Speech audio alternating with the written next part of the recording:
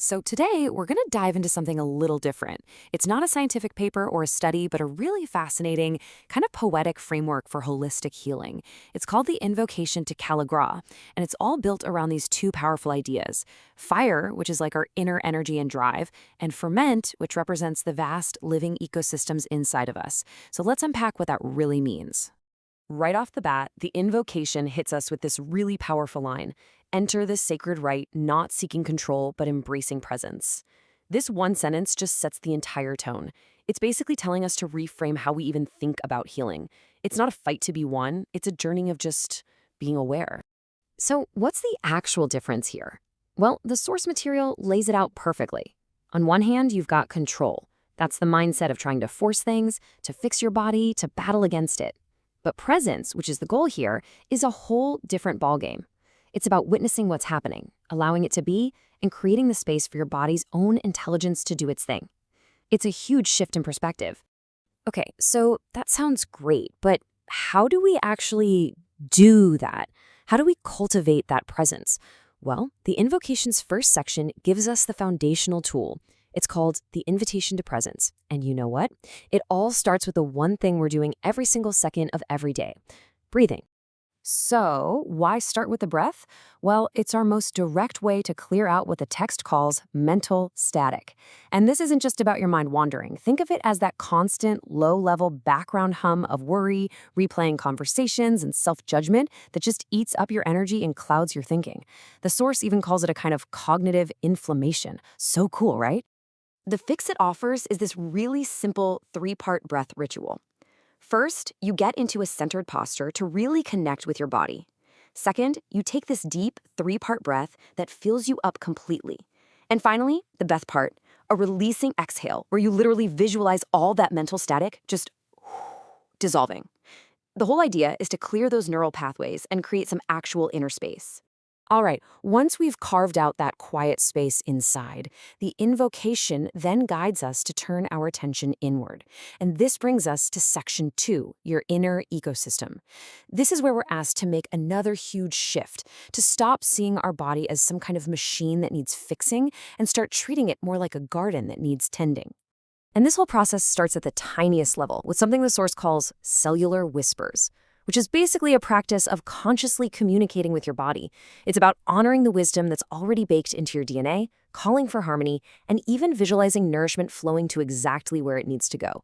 The goal is to feel and awaken the intelligence that's already in every single one of your cells. And this is where this framework does something absolutely brilliant. It weaves together the mystical and the material. These cellular whispers aren't just wishful thinking. They're supported by what the text calls sacred offerings, which are real essential nutrients. You see DHA for your brain, folate for your DNA, magnesium for your nerves, curcumin for inflammation. It's this beautiful link between your mindset and the actual molecules that make you up. Okay, from the tiny cellular level, we zoom out to one of our most complex ecosystems, the gut. And the source gives us this amazing reframe. It says, see your gut not as a battleground, but as a sacred garden requiring tender care. I mean, just that one sentence changes everything. It shifts the whole narrative from fighting bad microbes to cultivating a thriving, beautiful inner world. So, how do you tend this inner garden? The invocation lays out 4 really clear steps, just like a real gardener would follow. You seed the garden with probiotics. Then you nourish those good seeds with prebiotics. You gently weed out the things that cause imbalance. And finally, you get to harvest the metabolic gifts, like butyrate, which is this super important nutrient our healthy microbiome makes for us. Tending our inner garden naturally makes us think about what we're putting into it, right? And that leads us perfectly into section 3, nourishment as ritual. The whole focus here is on changing the very act of eating, transforming it from just a mechanical chore into a sacred act of communion. And the difference is just massive. On one side, you have consumption, mindless refueling, eating in a hurry, totally disconnected from your body. But on the other side, you have communion, which is mindful nourishment, full of sensory awareness and a real sense of connection. The food itself could be exactly the same, but the intention changes absolutely everything. The text makes this super practical with a 4-step mindful eating practice. It starts with a sacred pause just to set an intention. Then, sensory awakening, where you actually use your eyes, your nose, your sense of touch. then conscious chewing to really kickstart digestion mindfully. And it all wraps up with grateful completion. These are simple things that can totally transform our relationship with food.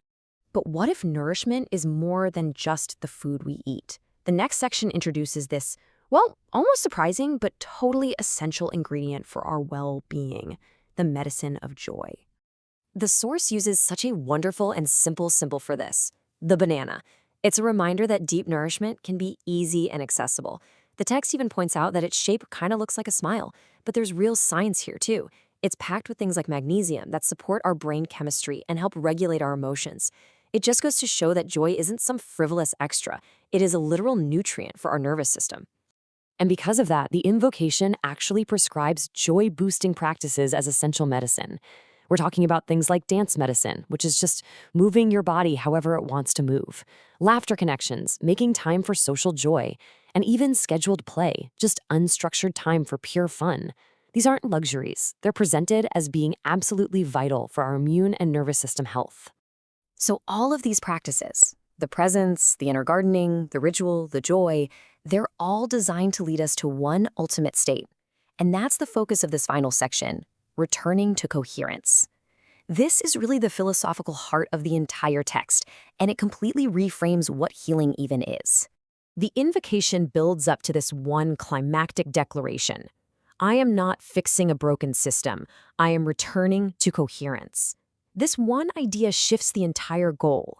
We're moving away from thinking of healing as a mechanical repair job and moving towards this energetic, holistic restoration of our natural harmony. Let's just put these two models side by side. The old way, the broken model, sees the body as a flawed machine that needs external fixing, but the coherent wholeness model sees the body as a living system whose natural state is harmony. So healing isn't about fixing something that's broken, it's just about restoring that balance that's already within us.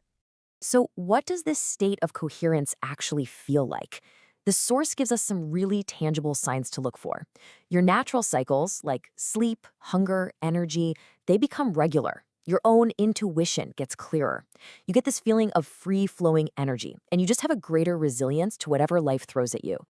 And so this entire invocation really leaves us with one profound final question.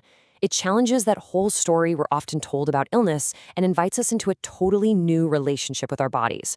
It just asks us to think, what if healing isn't a battle to be won, but a harmony to be remembered?